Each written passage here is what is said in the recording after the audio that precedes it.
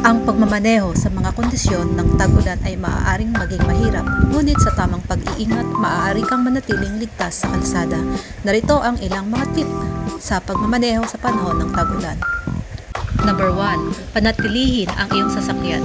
Tiyaking nasa mabuting kondisyon ang iyong sasakyan bago lumabas. Suriin ang iyong mga gulong, preno, headlight, taillight, windshield wiper at defroster upang matiyak na gumagana ng maayos ang mga ito. 2. Drive slowly. Bawasan ang iyong bilis kapag nagmamaneho sa ulan. Ang mga basang kalsada ay nakababawas sa traksyon na ginagawang mas madaling mawalan ng kontrol sa iyong sasakyan. 3. Dagdagan ang sumusunod na distansya. Mag-iwan ng dagdag na espasyo sa pagitan mo at ng sasakyan sa harap mo. Nagbibigay ito sa iyo ng mas maraming oras upang mag-react kung ang sasakyan sa unahan ay biglang bumagal o huminto. 4. Gumamit ng mga headlight.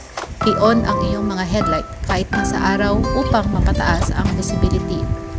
5. Iwasan ang cruise control. Ang cruise control ay maaaring maging mas mahirap na mapanatili ang kontrol ng iyong sasakyan sa mga basang kalsada.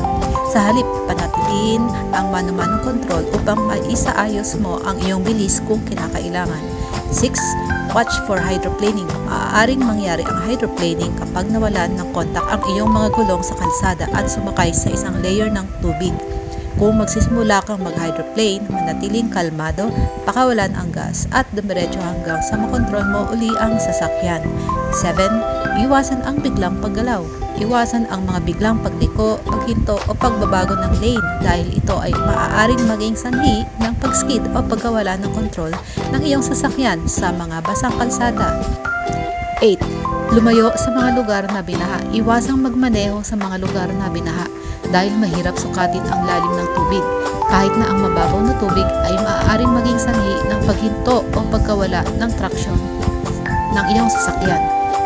9. Panatilihing maaliwalas ang windshield.